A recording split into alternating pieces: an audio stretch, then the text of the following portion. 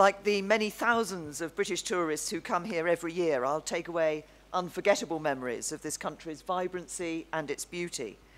And Kenya holds a special place in the hearts of the British people, and our countries share, as you have said, a long history that has left us deeply connected to one another.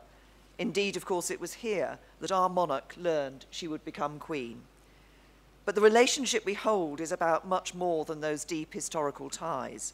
And today we've looked to the future, to a renewed partnership that will unlock the incredible potential of the next generation to benefit both our countries.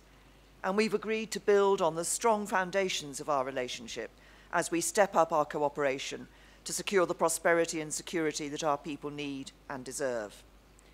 We discussed today how the UK can work with you as you take forward your Big Four agenda to transform Kenya, aligning our expertise, our investment and our aid behind that vision.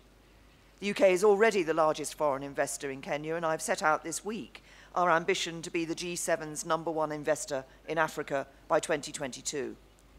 So as Britain prepares to leave the European Union, we're committed to a smooth transition that ensures continuity in our trading relationship with Kenya, ensuring Kenya retains its duty-free, quota-free access to the UK market, and to building on our strong trade and investment ties to create even more opportunities for our businesses and for our consumers. Mr. President, yours is a country of huge opportunity, in a continent of dynamic young people who have the potential to play a transformative role in driving Africa's growth in the years ahead. Together, we will make sure the next generation of energetic, ambitious Kenyans can get good, well-paid jobs so they can contribute to Kenya's long-term prosperity. That's not just good for Kenya, it's good for the UK too.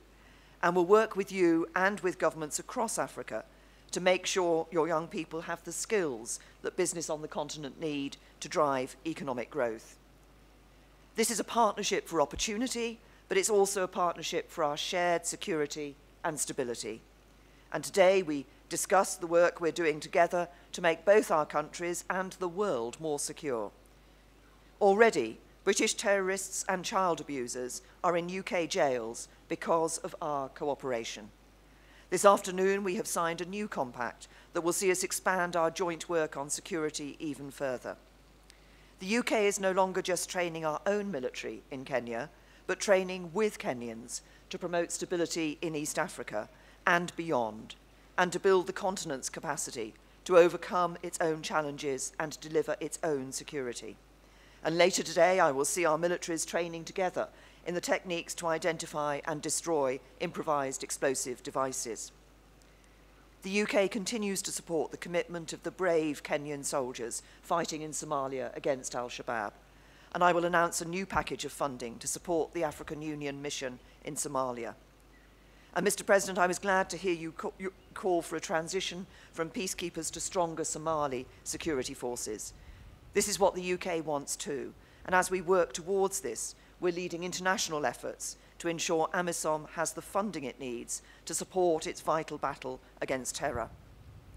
We also spoke about the pernicious effects of corruption in Kenya, and I welcome the commitment you've made to drive this vice from your country. We stand with you in this fight. And today, as you say, we signed an agreement to ensure that any proceeds of corruption in Kenya that end up in the UK will be given back to the Kenyan people and spent for their benefit. I also welcome, Mr. President, your commitment to political reconciliation in this country. The UK stands ready to support an inclusive Building Bridges process as you work to further strengthen your democracy and your institutions. Mr. President, as I conclude my visit this week to some of the UK's most important African partners, I've reflected on the role my country can play in partnership with this vibrant continent in the future. As I've said this week, I want to ensure that the UK's relationship with Kenya and with Africa is more and more about private investment, about doing business and making the most of commercial opportunities together. Here, as elsewhere in the continent, we're using our aid and our investment partnerships to lift countries out of poverty, spread stability, and create jobs and prosperity for the future. The UK and Kenya are two strong, diverse countries. We are partners in the Commonwealth and global hubs, open to the world.